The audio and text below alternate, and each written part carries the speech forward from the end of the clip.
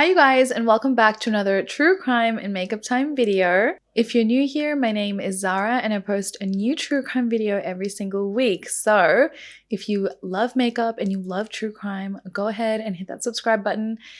It would mean so much to me, guys. We're growing, so let's keep growing, and I just want to thank you guys so much for all your support. So today's case is insane and it does involve violence against children, so I just kind of wanted to put that warning right here. And some of the details will be quite disturbing, but I will try to be as sensitive as I can, as I always try to be. So let's get into today's case. So today we're talking about Susan Smith, and Susan Lee Vagan was born on 26 September in 1971 in South Carolina in the United States, and she was the youngest out of 3 kids, and she also was the only girl.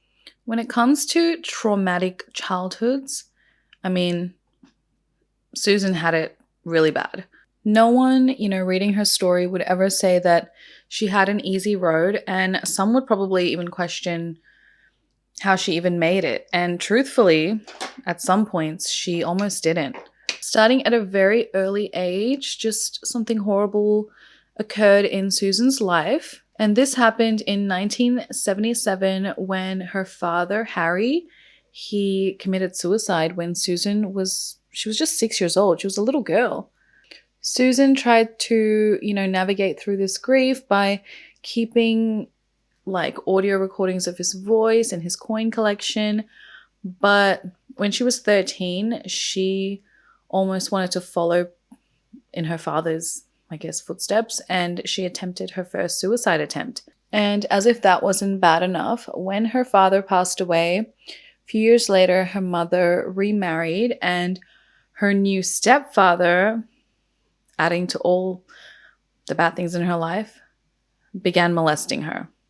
His name was Beverly Russell, and he was a member of the state Republican Party and a member of the Christian Coalition. And at first, when her mother Linda married Beverly, it seemed like things were almost looking up for the family. Beverly was a divorced father of 3, and he was doing really well. He was a thriving stockbroker. At home, however, he was not so great and molesting his then 15-year-old stepdaughter by groping her areas. So at first, Susan did tell her high school guidance counselor about the abuse in around 1987 when she was 16 years old.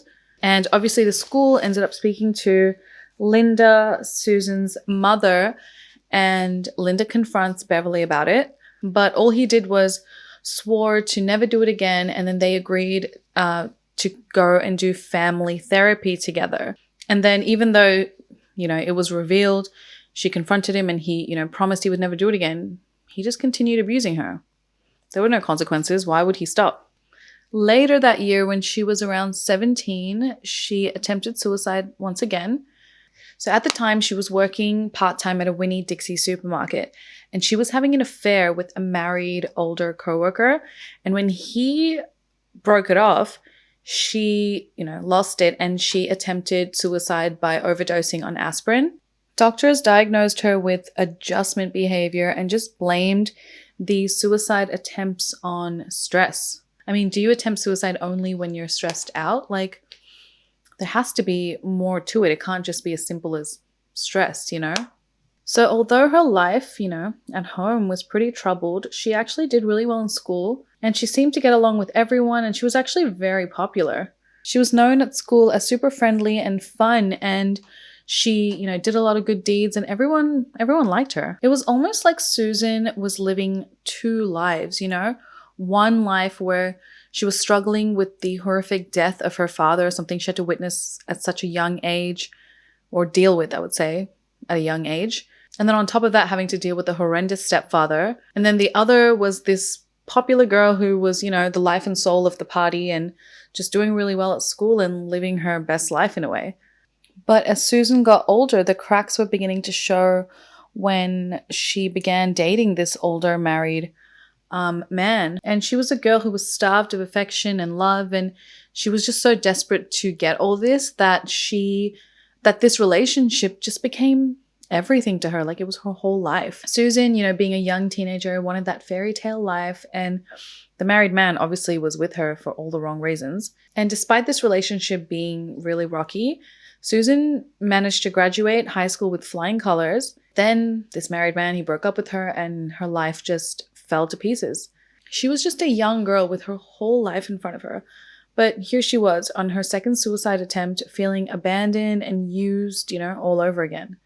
And this actually became a theme for Susan over the upcoming years. Like romantic relationships and the importance of men in her life became huge. And if things didn't go her way in these relationships, she would just fall into an immediate deep depression. And it seemed like she really needed help, but she just didn't receive any. If she had received some sort of counseling or something like that, her father committing suicide at the age of 6, it's like men, like the pattern is men. So she really needed some type of therapy or counseling, you know what I mean?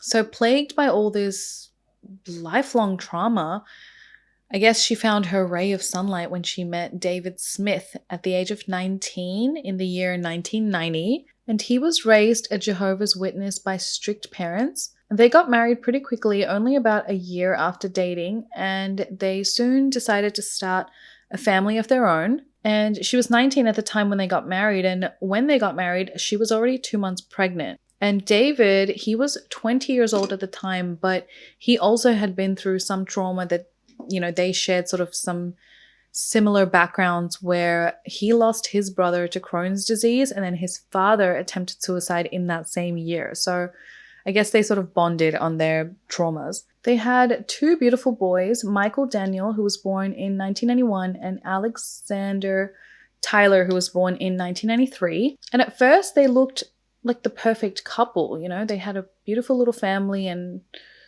it seemed perfect, but that all fell to pieces because the 2 of them, they just really couldn't trust each other. They didn't trust each other, and they constantly accused each other of just having affairs. So just wasn't a good equation. They both came from families tormented by tragedy, but it would soon be discovered that they themselves were not destined to have, that perfect family life. Almost as soon as they were married, they would begin relentlessly arguing and accusing each other of cheating, and they were also actually cheating on each other. They just had a really rocky relationship plagued with mutual infidelity. During one of their many separations, Susan began having an affair with her boss's son, 27-year-old Tom Findlay, and he was known to be one of the most eligible bachelors in that town.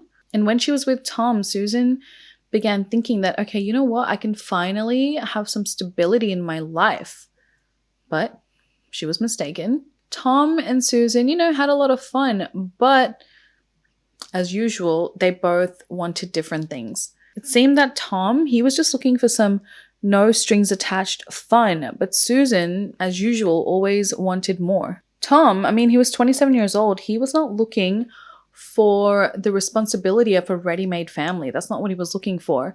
And he also believed that Susan's behavior and the way she was with other men and just her background was not suitable for his lifestyle and what he would want in a woman. He sent her like a Dear John kind of letter explaining all of this in October of 1994. And basically in this letter, he was telling her that he didn't want to carry on the relationship anymore because of her 2 children, and that's just not the lifestyle that he wanted. And this really, really devastated Susan. Meanwhile, David had no idea that his wife suffered from depression and dependent personality disorder. And then he also didn't know that she had been dumped by this, wealthy South Carolina man who didn't want to pursue a relationship with her because of her kids. And the 2 of them, there was just a constant on again, off again drama. And then before they finally just ended up calling it quits. And Susan once again found herself all alone again. And technically she wasn't alone. She had these 2 beautiful boys. And for some people, that would be enough. But for Susan, it just wasn't. She needed that romantic relationship in her life. Susan had this idea of how she wanted her life to be, and she wanted this perfect relationship, and then even better, she wanted it to be with someone who had a lot of money. Instead of ripping up Tom's letter and just saying good riddance, because how can you tell me you don't want children when I have children? Like, why'd you even start this relationship with me? She took it really hard, and instead of Tom being the problem, she decided that it was her children that was the problem. Instead of looking at herself and her own behavior and all her bullshit, she started looking at her children, being like, they are the reason why I cannot find true happiness. It must be them. There are always these two boys around me, these two little kids who are just cramping my style, ruining my relationship with men. I'm not allowed to be, young, free, and sexy with these two children just tagging along, like, why are these children always around? Like, because you had them. And on top of that, it seemed like it was obvious that she was just unlucky with men. You know what I mean? Like, she just happened to pick those that only wanted to use her and weren't truly interested in her. I mean, apart from David, because I guess they tried. And if she had just waited just a little bit, looked around, found better men, it's very possible that she would have found a man who had no problem with her children and loved her for who she really was. Susan went over this again and again in her mind, and she just wondered what it would be like if she just had no children to deal with. Then, crazily enough, on October 25th, 1994, a crying Susan was found on the doorstep of a residence near John D. Lake, claiming that she had been carjacked. Susan reported to the police that she had been carjacked by a black man who stole her car with her kids inside and kidnapped her kids, 3-year-old Michael and 14-month-old Alexander. And the whole community obviously was beyond shocked, because they were like, what the hell? There's this woman crying on TV begging for the safe return of her children. And her ex-husband David, he stood by her side the entire time and held her hand and was pleading, with her. For 9 days, her and David pleaded tearfully for the safe return of their 2 boys. I plead to the man, me and my wife plead to him to please return our children to us safely and unharmed. We love our children very much, and we want them returned to us safe and sound. But to the police and many other authorities, something just didn't seem right. Smith's story was riddled with holes, and each time, her story changed. She took several polygraph tests, all of which were basically inconclusive. And then during this time, many of her friends noted that Susan kept asking if Tom would come and see her, which her friends just found real strange. I mean, here is this woman whose 2 children, 2 little boys, have been kidnapped, and she's worrying about if her boyfriend or ex-boyfriend is going to come and see her. So for 9 days, Susan put on the performance of a lifetime and, begged, pleaded with the media and for this man who took her children, this mysterious black man, to come back and return her children to her. And for those 9 days, she lied and manipulated everyone around her. She stood there for 9 days, looked people in the eye, and watched the town search for her children, knowing fully well what she had done. Then the truth came out. So on that same day, on October 25th, 1994, Tom and Susan allegedly had a very upsetting conversation. Okay, I couldn't talk while adding that glitter. For those wondering, I am using the Stila Glitter, what is this called? Glitter and Glow Liquid Eyeshadow in the shade Perlina.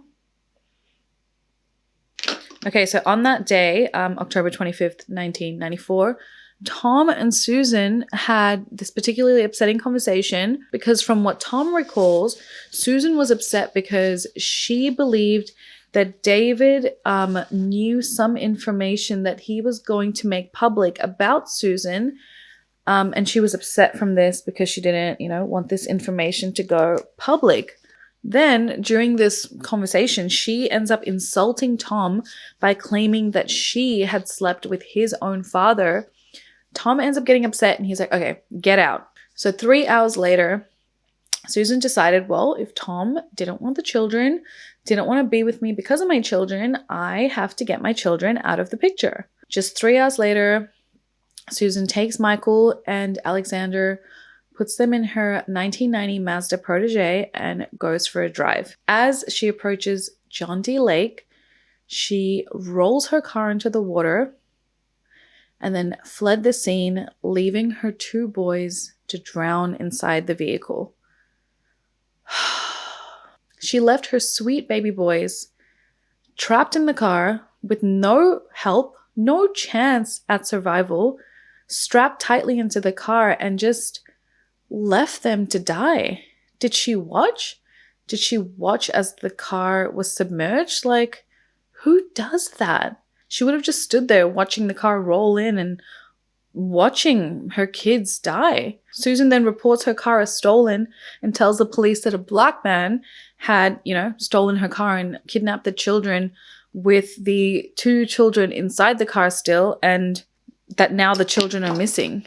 What's more is that she told the police that it was a black man who hijacked the car and, took her children.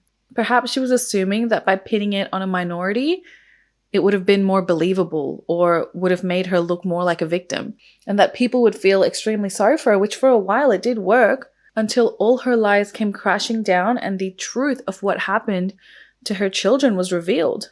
I mean, is this looking a little bit Diane Downs to anyone else? Because this is exactly what it reminds me of. On November 23rd, the net was closing in and the police was just way too suspicious of Susan that she eventually just broke down and confessed. She said that she had not planned the murders, but that she was just not in the right state of mind when it was happening. Although the officers didn't believe her, and their understanding was that she was just trying to facilitate a relationship with someone who didn't want children.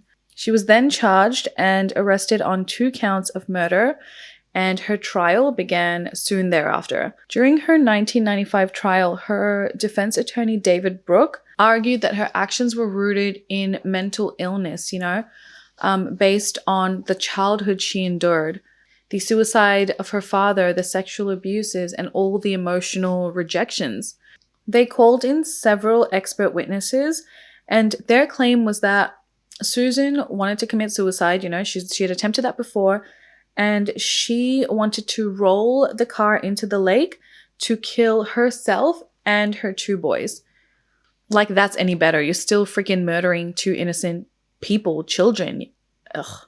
But they added that when it came time for this to actually happen, Susan just willed herself out of the car, like magically. She just vanished. Like, so stupid. If you will yourself out of the car, and if any of you guys are parents or mothers, you would freaking know. You'll will yourself to save those children before yourself. Like, that's just what it is. That's just how it works, okay? Being a parent, that's just what it is. So they basically used her past to gain sympathy, and that she was going to commit suicide by taking the car and rolling into the lake and committing, suicide by herself with her children. But then at the last minute, she was like, no, not me. And then, the boys died. Okay. The lead prosecutor, Thomas Pope, however, painted a very different picture. Thomas claimed that Susan was a murderous manipulator who killed her own children to regain Tom's love and affection and to hopefully rekindle this relationship, that she wanted to start a new life with her secret lover, and she thought by, doing this that was going to come true.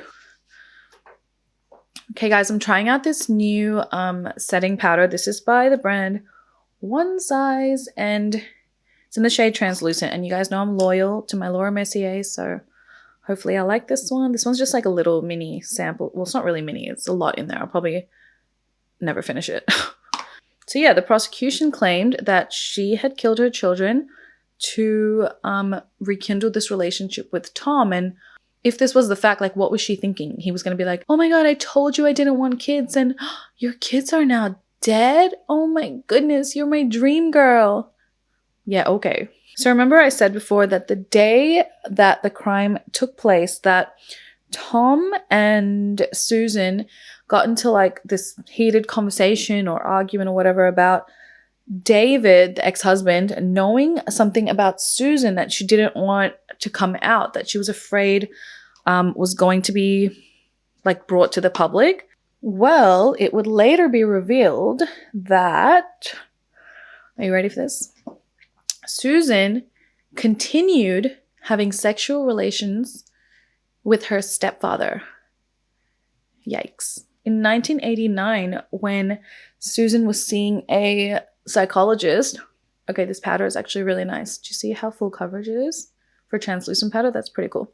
Anyway, so in 1989, Susan was seeing like a psychologist, and she actually told this psychologist at the time that the abuse, I guess, or the sexual relations between herself and her stepfather, Beverly, was consensual. Susan said she didn't like that her mother was receiving all the male attention in the home. And honestly, I feel sorry for her. Even if she did go and seek her father's sexual affection or love, whatever you want to call it, I don't believe she is to blame, because I still don't think that's consensual. If that was happening, you know, when she was really young, and even if it continued, like, her mind is all messed up, you know? That's literally her being mind fucked from an early age, where she just doesn't even know what to do. During her murder trial, her stepfather, Beverly, testified, and he stated that him and Susan were having a consensual sexual relationship up to 2 months before she murdered her sons. She would have been 23 at the time this took place, and he also admitted to sexually abusing Susan when she was 15, 16 years old, but he claimed that her mother and her never pressed charges against him. Beverly, he ends up asking the jury to spare Susan's life because he felt like he bore some of the responsibility for the crime because he must have messed Susan up. Apparently unconvinced by the defense's theories, the jury deliberated for 2 hours on July 22nd, 1995, and they quickly found her guilty and convicted her of 2 counts of first-degree murder. Susan was then sentenced to life in prison. When she was spared the death penalty, her ex-husband, David, said on the courtroom steps, "I will never forget what Susan has done, and I will never forget Michael and Alexander." He also expressed disappointment that she didn't get the death penalty and stated that him and his family were extremely disappointed that she didn't receive that sentence because they felt that that's what she deserved. Today, Susan Smith is incarcerated at the Leith Correctional Center in Greenwood in South Carolina, and her behavior behind bars has been just as bad as it was on the streets. She's been caught smoking marijuana and sleeping with a correctional officer. His name was Houston Cagle, and he actually spent 3 months behind bars after he confessed to this illicit relationship with an inmate, Susan. And obviously, he also lost his job. And then later, another correctional officer, Alfred Rowe, ended up pleading guilty again to this illicit sexual relationship with Susan, and he was also fired, and then he got 5 years probation. She has been silent for decades, and then finally in 2015, she broke her silence by writing this letter to the newspaper in South Carolina. It is so hard to talk while doing your lips. And in the letter it states, "It has been hard to listen to lie after lie and not be able to defend myself. It's frustrating to say the least. The thing that hurts me the most is that people think that I hurt my children in order to be with a man. That is so far from the truth. There was no motive, as it was not even a planned event. I was just not in my right mind." And in the same letter, she admits to concocting the story about this black man abducting the car because she just didn't know how to tell people, all the people that loved Michael and Alex, that they would never see the kids again. Susan was accused of being racist for, blaming this invented black man for her crimes. On national TV, she sobbed as she described the false kidnapping, that this black man seized their car as she was waiting at a stoplight and then forced her at gunpoint and then drove off with her sons, still strapped in the car. When it was revealed that she was lying, so much anger rose among the African American communities, not only in her state, but nationally, and understandably so. Some folks in the black community tonight tell me that there will be much healing to be done here, and it's going to take quite a while. Let's listen now to some folks, both black and white, how they feel that this healing will take place here in Union County. They're always accusing black people of doing things that they do themselves. Anytime you say black man and white woman, it's all suffer. You know, I mean, that's my opinion. Anytime you say a black man, that's it. And that's why a lot of us are single now. All of our men are locked up. Some of them are innocent. She wouldn't have testified that she done it. They still would be looking for this suspect. And she could, have got away with it. I feel like the reason that she did that was because it was an easy way. The lake where Susan, murdered her 2 children became this really weird tourist attraction in like a really weird way. It drew countless of visitors who wanted to either leave, flowers for the boys, or they just wanted to like visit the area where this happened. And some wanted to take pictures and stuff. And it actually became even more like creepy when 7 people, including 4 children, drowned in the same spot after they came to stop to look at the boys' memorials. So what had happened was this group of 10 had driven out to the lake and parked next to the ramp on the lake in their Chevrolet Suburban car. And their headlights were shining on the 2 boys' memorials. And 5 members of the car, from the car, got out of the vehicle when the vehicle started to roll towards the lake with 4 people still inside.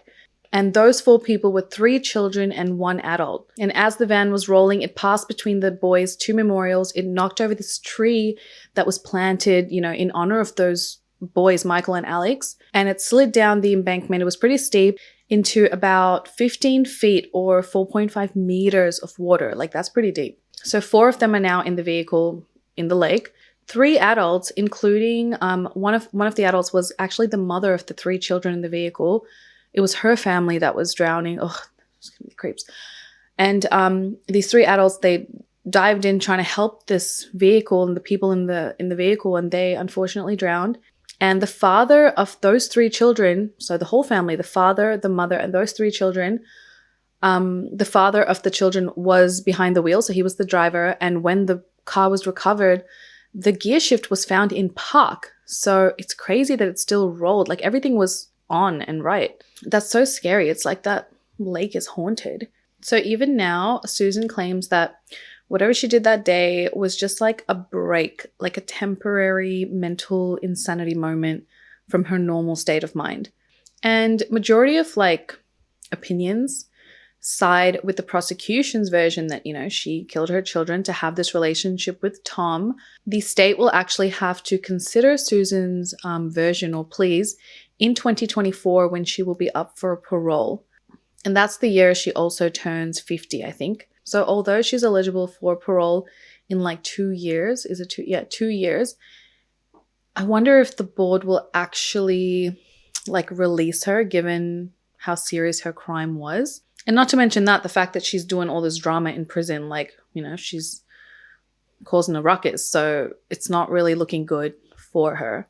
In November 2020, a former member of the South Carolina Department of Corrections stated about Susan that she will always be a manipulative person, and that that is who she is. And perhaps that is true, because how do you get guards to sleep with you? I know that's a super common thing. So I wonder if you have to be kind of manipulative, or these guards really fall in love with you, or did she manipulate them into relationships and perhaps, I don't know, trying to be free? And the same director also said that it's highly unlikely that Susan's parole will be granted at the hearing in 2024, at least not the first time, because of all the crap she's done. One can have sympathy, for Susan and her childhood and all that she went through. But I have to say that she was a very smart woman. She knew what she was doing, And, when things didn't go her way or relationships sort of failed, apparently all hell would break loose. She would lose it. And this time, she murdered her own children because she was selfish. She wanted a carefree life and perhaps to get that man back, who didn't want children, and she could be with him freely and live this amazing life with this wealthy man. I don't believe this was just a random act by someone who was just too sick to know what they were doing. She planned it. She lied about it on a massive scale. She stood back and watched the police and members of the public search for her children. She lied to her ex-husband, David.